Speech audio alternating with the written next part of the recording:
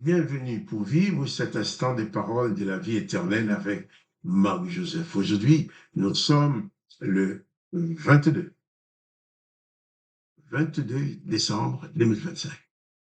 Et bien sûr, j'ai la joie d'être encore là devant toi pour te rappeler que ce jour, comme tous les autres jours, est pour toi un jour de grâce parce que tu détiens la présence de Jésus-Christ dans ta vie. N'oublie pas cela.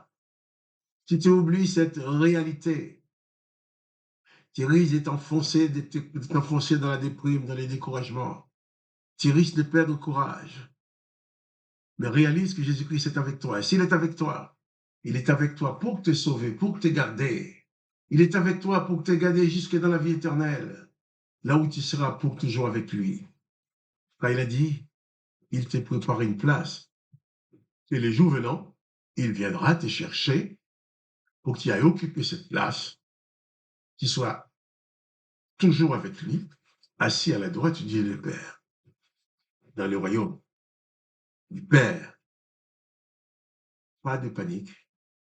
Réalise seulement la présence de Jésus-Christ. Oui, tu vas me dire, oui, mais les moments sont très difficiles. La vie n'est pas simple. Mais la vie sur ces sols ne peut en aucun cas être simple. Parce que l'Éternel n'a jamais maudit le sol. Il a dit que le sol sera maudit. Il a dit à Adam et ses descendants, ils auront beaucoup de misère pour arriver à vivre sur cette terre. Ils travailleront dur à la sueur de leur front. Il a dit aussi qu'il fera que la terre produise des ronces et des épines. Tu vas me dire, je ne suis pas cultivateur. Pour affronter les ronces et les épines. Même si tu n'es pas cultivateur. Les cultivateurs ont les ronces et les épines dans les arbres, dans les branches, dans les plantes. Mais toi, il y a des événements dans ta vie qui sont comme des épines, qui sont là pour te piquer, pour te faire du mal et te faire souffrir. Mais Jésus-Christ dit, pour toi, même dans ces moments où tu affrontes les épines invisibles de cette vie, Jésus-Christ dit, je suis avec toi tous les jours jusqu'à la fin du monde. Prends-en conscience, prends-en conscience. En sorte que tu ne sois plus plongé dans la déprime, tu ne sois plus plongé aussi dans la vengeance. Car si c'est un jour de grâce pour toi, c'est un jour de pardon pour les autres. C'est un jour que tu vas utiliser pour pardonner. Un jour que tu vas utiliser pour aimer ceux qui te font du mal. Un jour que tu vas utiliser pour faire du bien, même à ceux qui te font du mal. Donc, pas de panique, pas de peur. Jésus-Christ est présent. Prends-en notre conscience. Nous allons continuer et même relire ces textes sur les Sadducéens qui enseignaient que la résurrection n'existe pas, mais qui a saisi l'occasion, comme si il a saisi l'occasion pour piéger Jésus en parlant de la résurrection.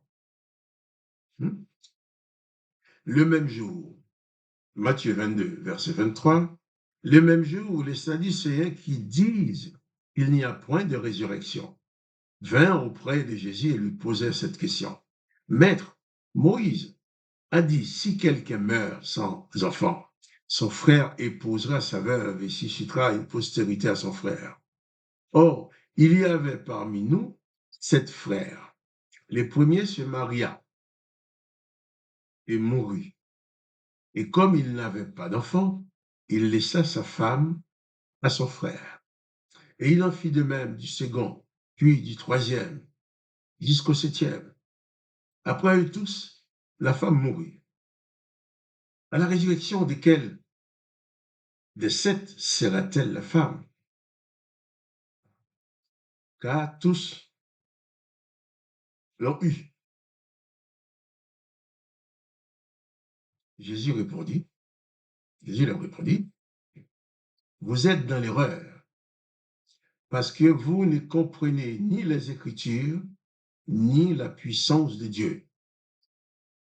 Car à la résurrection, les hommes ne prendront pas de femmes, ni les femmes de maris, mais ils seront comme les anges de Dieu dans le ciel.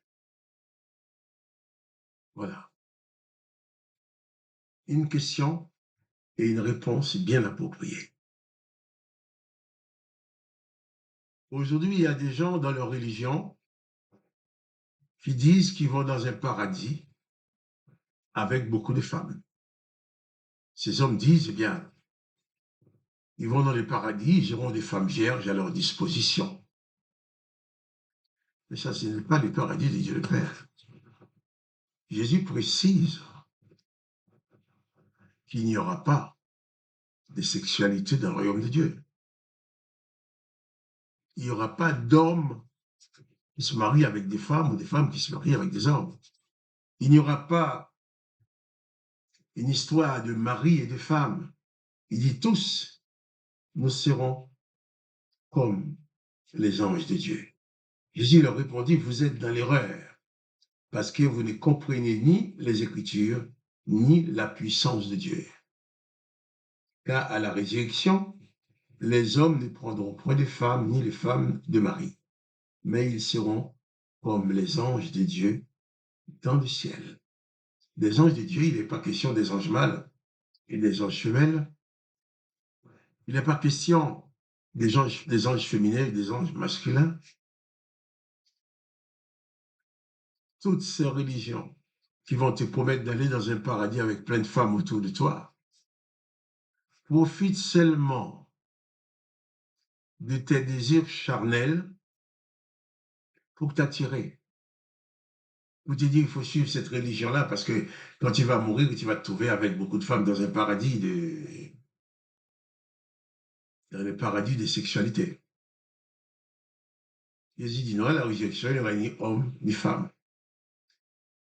Il faut savoir que notre vie sur la terre, bien sûr, il faut se marier.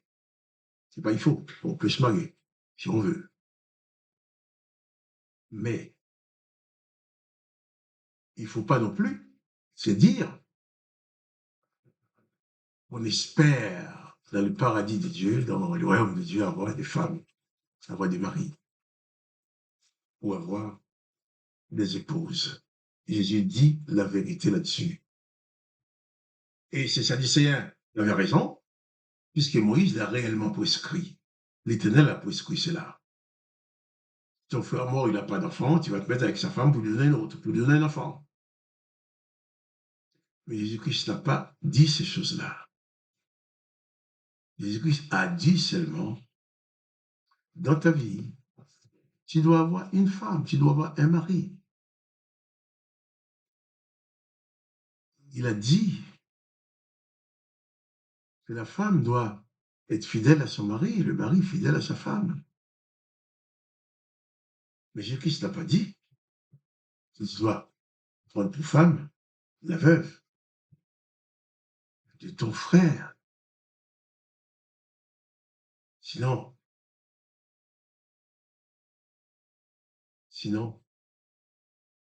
qu'est-ce que serait tout cela?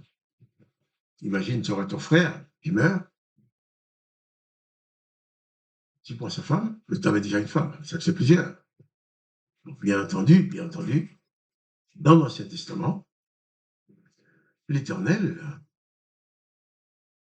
permet à quiconque veut avoir autant de femmes qu'il veut. Salomon en avait plus que 300, je crois. David en avait plein.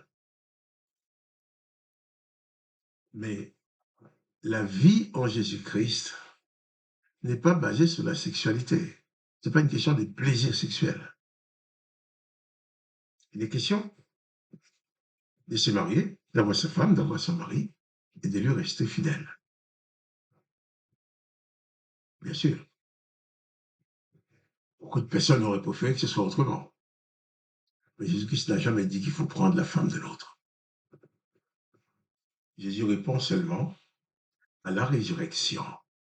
Il n'y aura ni homme ni femme.